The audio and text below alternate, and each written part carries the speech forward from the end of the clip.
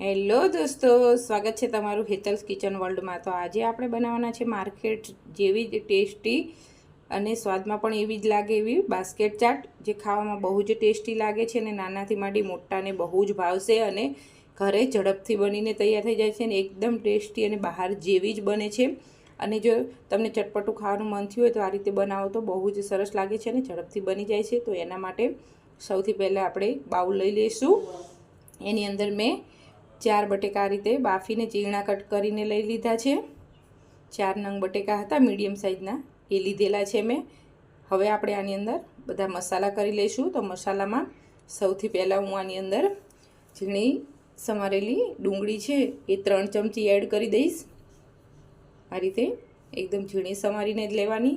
એની સાથે આપણે ટમેટાં પણ 3 ચમચી લઈ લેવાના છે, એ પણ એકદમ ઝીણા આ રીતે સમારીને લઈ લીધા છે। હવે આપણે આની અંદર બીજા મસાલા એડ કરીશું।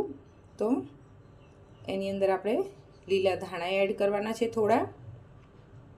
એની સાથે જ આપણે 2 લીલા મરચાં મેં એકદમ ઝીણા કટ કરીને રાખ્યા છે એ એડ કરવાના છે। અને એની સાથે આપણે 1 ટીસ્પૂન ચાટ મસાલો પાવડર આવે એ એડ કરવાનો છે। તો મેં ટોટલ 1 ટીસ્પૂન ચાટ મસાલો પાવડર લીધો છે। એની સાથે હું 1/2 ટીસ્પૂન શેકેલા જીરાનો પાવડર એડ કરી દઈશ। અને એની સાથે જ આની અંદર આપણે મીઠું એડ કરવાનું છે। તો મીઠું આપણે ધ્યાનથી એડ કરવાનું, કારણ કે આપણે ચાટ મસાલો એડ કર્યો છે એટલે અને બધી ચટણી આવશે એટલા માટે ધ્યાનથી એડ કરવાનું। અને 1/4 ટીસ્પૂન લાલ મરચું પાવડર એડ કર્યો છે। જો તમારે વધારે તીખું ખાવું હોય તો તમે વધારે એડ કરી શકો છો।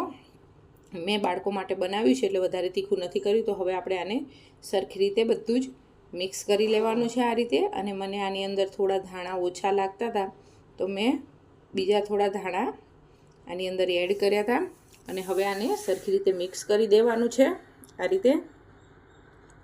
અને હવે આપણે આની અંદર એક સિક્રેટ વસ્તુ, જે ચાટ માટે આપણે ગ્રીન ચટણી બનાવીએ છીએ, 1 ચમચી આની અંદર એડ કરી દેવાની અને સરખી રીતે મિક્સ કરી દેવાનું। તો આપણું ટોપિંગ બનીને તૈયાર થઈ ગયું છે, એને સાઈડમાં મૂકી દઈશું। અને બજારમાં આ રીતની ચાટ બાસ્કેટ તમને કોઈ પણ બેકરીમાં આસાનીથી મળી જશે, એ લઈ લેવાનું। તો મેં એને એક આ રીતે થાળીમાં લઈ લીધું છે। તો હવે આપણે એની અંદર 1 ચમચી જે આપણે ટોપિંગ બનાવીને રાખ્યું છે એ બધું ફિલ કરી દેવાનું છે આ રીતે। હવે સૌથી પહેલાં આપણે એની ઉપર ઝીણી સમારેલી ડુંગળી સ્પ્રિંકલ કરીશું આ રીતે થોડી થોડી। અને પછી ઝીણા સમારેલા ટમેટાં આ રીતે થોડા થોડા સ્પ્રિંકલ કરી દેવાના છે। જો તમે ડુંગળી ન ખાતા હોય તો તમારે સ્કીપ કરી દેવાની। આની અંદર તમે બીટરૂટ પણ છીણીને નાખી શકો છો, એ પણ બહુ હેલ્ધી હોય છે। હવે આની અંદર આપણે ઉપરથી ધાણા એડ કરીશું। અને જો તમારે વધારે હેલ્ધી ચાટ બનાવવો હોય તો તમે ફણગાવેલા મગ અને બાફેલા ચણા પણ એડ કરી શકો છો। હવે આપણે આની અંદર ઉપરથી થોડો ચાટ મસાલો સ્પ્રિંકલ કરી દઈશું, કારણ કે ડુંગળી અને ટમેટાં ઉપરથી નાખ્યા છે એટલા માટે। અને એની સાથે જ આપણે થોડો શેકેલા જીરાનો પાવડર એડ કરી દઈશું। જેમ મેં આગળ કહ્યું એમ તમે ફણગાવેલા કઠોળ પણ આની અંદર મિક્સ કરી શકો છો। હવે આપણે આની અંદર 1 ટીસ્પૂન મેં ખજૂર આમલીની ચટણી જે ઘરે બનાવી છે એ એડ કરી દઈશું। જો તમારે આની રેસીપી જોઈતી હોય તો કોમેન્ટ બોક્સમાં જરૂરથી કહેજો। એ હવે આપણે આમાં આ રીતે 1 ટીસ્પૂન એડ કરી દેવાની છે। આનાથી વધારે ટેસ્ટ સારો આવે છે। હવે આપણે એની સાથે જ ગ્રીન ચટણી જે ધાણા ફુદીનાની ને આવે છે એ એડ કરી દઈશું આ રીતે। અને એની સાથે જ આપણે હવે દહીં મેં લઈ લીધું છે, દહીંની અંદર થોડી ખાંડ અને થોડું મીઠું નાખી અને સરખી રીતે ફેંટી લીધું છે, એ આપણે આની અંદર એડ કરી દઈશું બધામાં જ આ રીતે। અને હવે આપણે એના ઉપરથી જે નાયલોન સેવ આવે છે એ એડ કરી દેવાની છે આ રીતે, થોડી વધારે નાખવાની આ રીતે।